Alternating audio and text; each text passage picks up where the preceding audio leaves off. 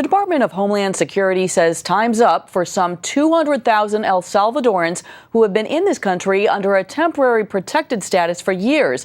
And here to explain more of what's at stake is Matthew Sorens, U.S. Director of Church Mobilization for World Relief. Matt, thanks for joining us.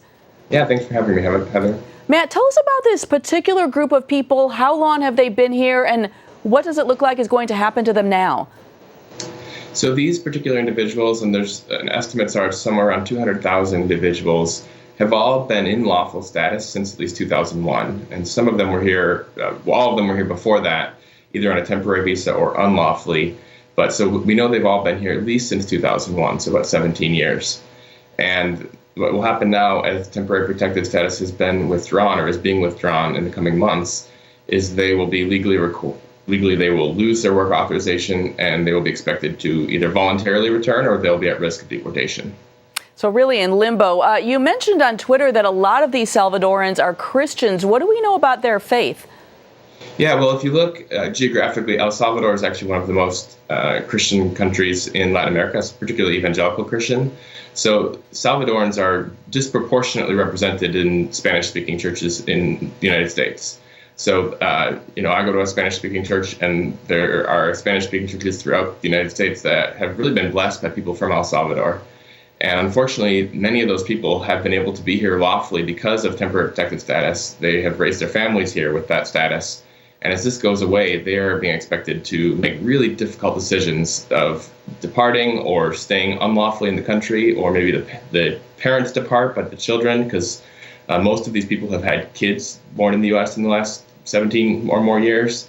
Maybe the kids stay here with relatives, or even in foster care while the parents return to El Salvador. So they're really difficult situations for families. And it sounds like another concern, of course, is that El Salvador is at such a violent place in its history right now. So if they go back, they're facing a whole set of issues there.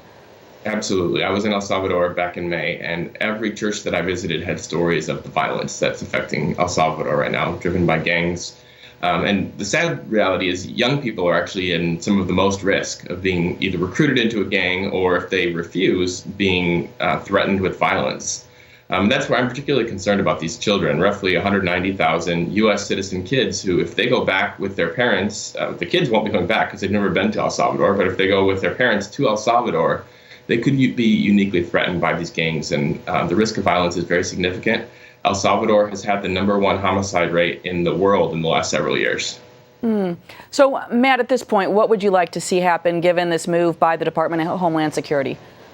Yeah, I'm personally sympathetic to the critique that this temporary protected status, which is what TPS stands for, hasn't been very temporary. So I understand that it doesn't necessarily make sense to continually renew something that was supposed to be temporary. But at the point that our government has allowed people to be here for almost 2 decades, they've gone through background checks every year and a half. They haven't qualified for federal means-tested public benefits, so they've been working. The vast majority are employed. I think it would make sense for Congress to pass legislation that would allow these people to apply for permanent legal status and eventually to earn citizenship. I think a lot of Americans probably don't realize it, as I didn't realize until I worked in immigration law, that under the current law, they don't qualify. There's no way for the majority of these people to go and sign up for a green card. But Congress could make that path possible for people who have been in this unique status of having been here for so long, having been well integrated into communities, into churches, whose families are settled here. And that's my hope, is that Congress will come together, and there already are bipartisan bills towards that end, and allow people whose temporary protected status has really gone beyond being temporary to become permanent residents of the United States. A lot of hopes resting on Congress right now. And I want to ask you about another group of immigrants, and that is dreamers, children whose parents brought them here illegally. Congress is in negotiations right now talking about that group of immigrants and what's going to happen with the dreamers. What do you know? What's the latest on that? Well, I know what we've been reading in the news, which is that there are negotiations. I think there's a lot of good faith negotiations on both sides of the aisle on this.